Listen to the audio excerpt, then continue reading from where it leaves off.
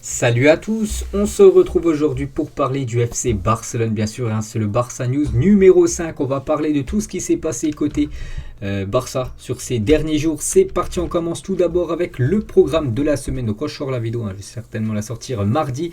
Donc il y a eu entraînement ce matin à 11h, demain c'est repos, vendredi un petit entraînement à 18h, samedi entraînement à 11h.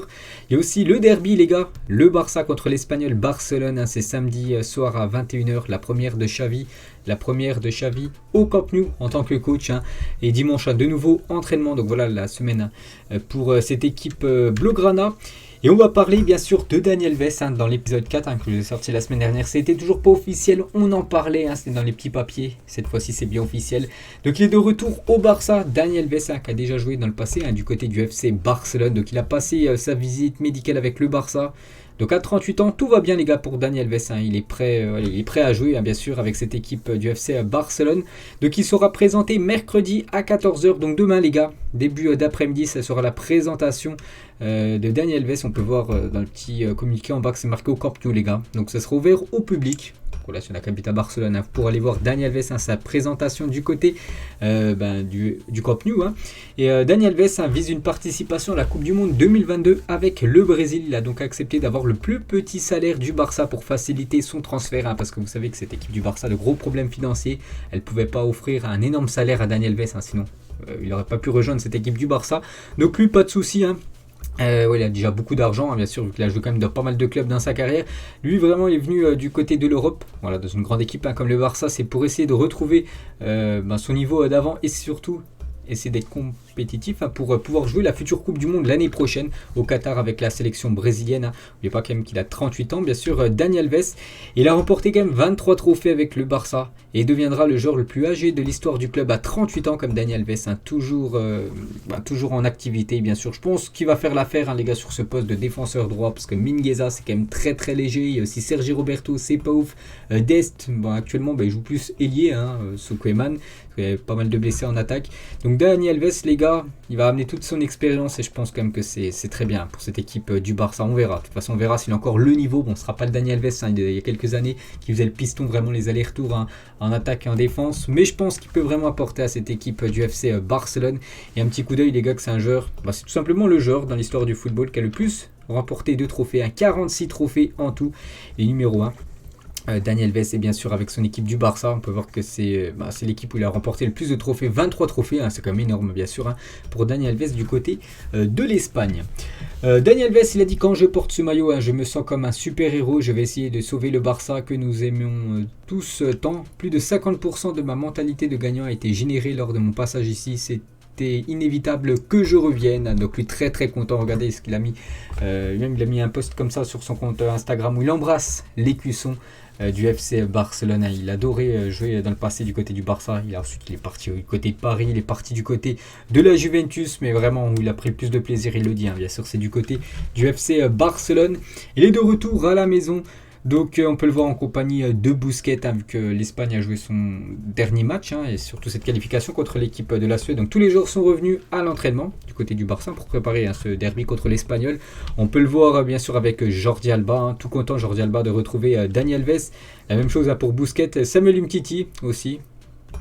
Umtiti, on peut voir quand même qu'il a l'air un petit peu blasé du côté du Barça. Bon, bref, voilà, on peut voir Dani Alves tout content, bien sûr. Et Busquets, les gars, sur la signature de Dani Alves au Barça est une joie, sachant à quel point il est professionnel, il apportera beaucoup à l'équipe et même à l'intérieur des vestiaires grâce à son caractère et ses gènes gagnants, bien sûr, avec tout ce qu'il a remporté. Ça sera un plus, même un leader, les gars, un plus aussi dans le vestiaire, un leader de cette équipe, Dani Alves. J'ai hâte de voir ce que ça va donner. N'oubliez pas, les gars, Dani Alves, j'ai oublié de le dire tout à l'heure. Donc là, il a signé du côté du Barça, mais il ne pourra pas jouer avec l'équipe du Barça avant le 1er janvier 2022. Donc actuellement, il a l'entraînement, mais par exemple, ce week-end, il ne pourra pas jouer contre l'Espagnol. Il pourra enfin jouer début d'année 2022.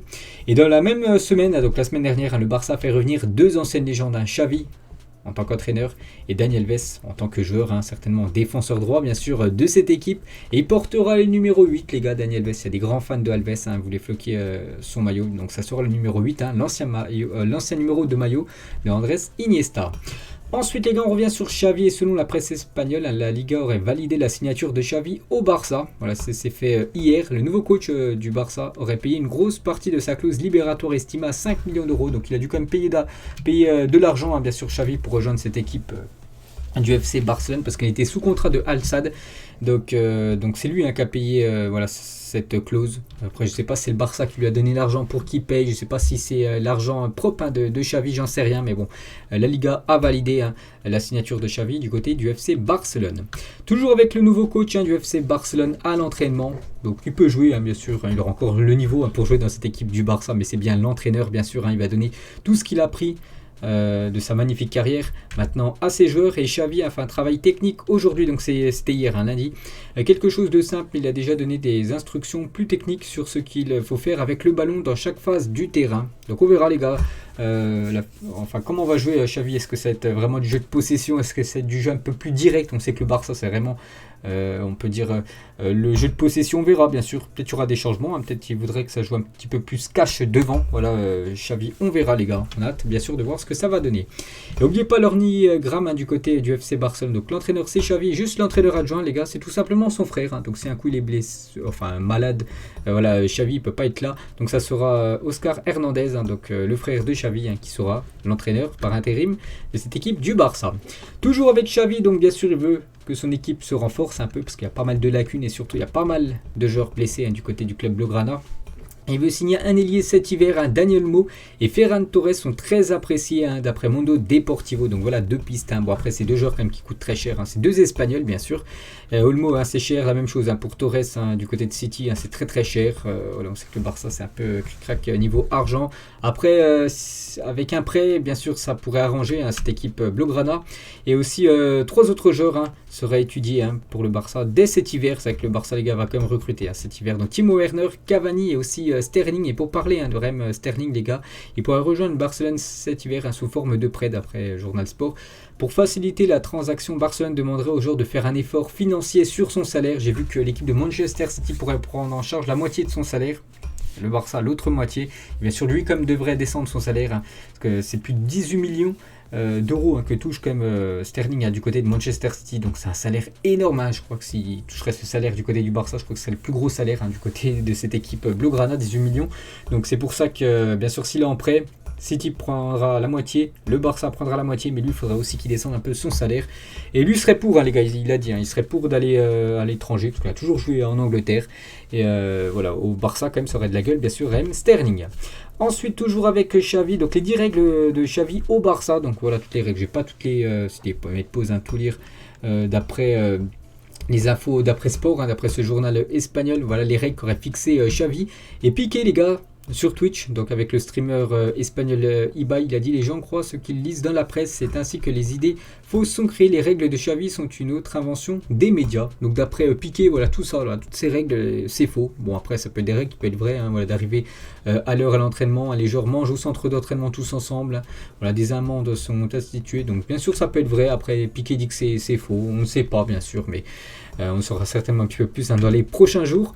Et une chose qui est sûre, les gars, c'est que hier Ousmane Dembélé était le premier arrivé à l'entraînement. Donc félicitations Ousmane Dembélé, parce qu'il y a quelques jours, les gars, donc il est arrivé 3 minutes en retard à l'entraînement du Barça ce matin. Donc c'était la semaine dernière. Et hier il est arrivé en premier. Donc le Français s'est présenté à 8h33 alors que la limite était à 8h30. Il devrait écoper de la première amende de l'ère Xavi, parce que d'après voilà cette liste, donc dès que tu arrives en retard, tu as une amende financière.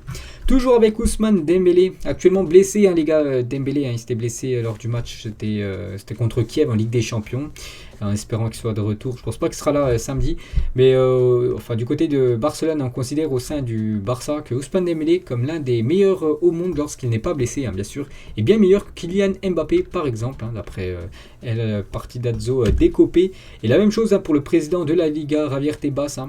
Il pense toujours en fait que n'importe quel joueur est meilleur que Mbappé. Je pense qu'Ansu Fati est meilleur que Kylian Mbappé, peut-être futur adversaire du Barça, vu que Mbappé il est quand même pressenti du côté du Real Madrid. Toujours avec Ansu Fati, donc lui blessé, c'est pour ça qu'il a loupé les 2 matchs de l'Espagne. Donc Ansu Fati, la nouvelle recrue, bien sûr, Dani Alves, donc l'expérience et la jeunesse, voilà sur cette photo.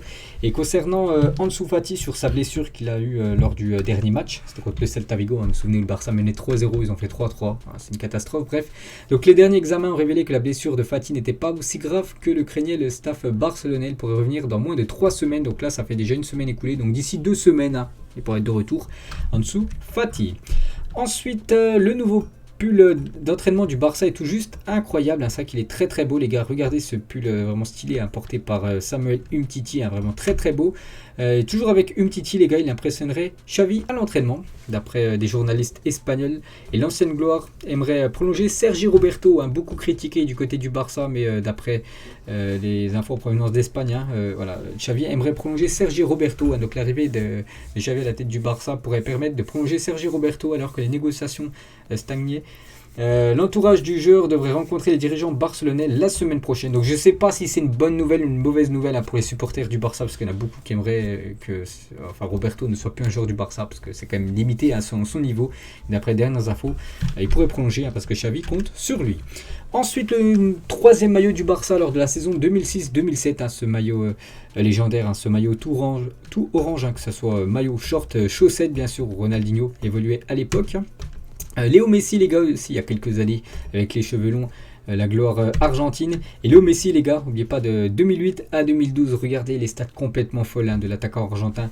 219 matchs, 211 buts, 91 passes décisives. Il avait remporté 14 trophées, 4 fois le Ballon d'Or. Peut-être c'est la meilleure période de Léo Messi, de 2008 jusqu'à 2012. Il était impressionnant, bien sûr, où c'était vraiment le grand FC Barcelone, voilà, de ces années-là, 2008, 2009, 2010, 2011. Avec bien sûr un grand Léo Messi. Regardez tout ce qu'a remporté, tous les buts inscrits par le joueur Léo Messi. Il y a 18 ans, jour pour jour, Léo Messi disputait ce tout premier match en amical avec le FC Barcelone. Depuis, bien sûr, il a remporté beaucoup de trophées. Donc 6 ballons d'or, peut-être le 7e dans moins de 2 semaines. 10 Ligas remportées, 8 Super Coupes d'Espagne, 6 Coupes du Roi, 4 fois la Ligue des Champions remportée, 3 Super Coupes d'Europe et 3 Coupes du Monde des clubs. Le Ronaldinho, les gars, à l'époque, avec le maillot que Messi, il avait, donc il y a pas mal d'années, c'était il y a 18 ans, donc Ronaldinho évoluait à ce moment-là du côté du Barça avec ce maillot, bien sûr, version on peut dire or, très léger. Le meilleur trio de l'histoire au milieu de terrain, c'était en conférence de presse, c'était lors de la finale de 2015, parce que je peux voir derrière Xavi dans la photo en haut, c'est marqué finale Berlin 2015. Le Barça s'est imposé contre la Juventus lors de cette finale, je crois 3-1. Et bien sûr ce trio légendaire, bien sûr, Xavi, Busquets, Iniesta, ce milieu, peut-être l'un des meilleurs milieux de l'histoire du football. Mais ce milieu, les gars, avait joué à Iniesta, Busquets, Xavi Hernandez contre le Bayern, les gars, c'était il y a quelques années en Ligue des Champions. Et cette équipe vraiment énorme, avec ce gros milieu, avec Messi devant, Alexis Sanchez, Piqué derrière, même Dani Alves.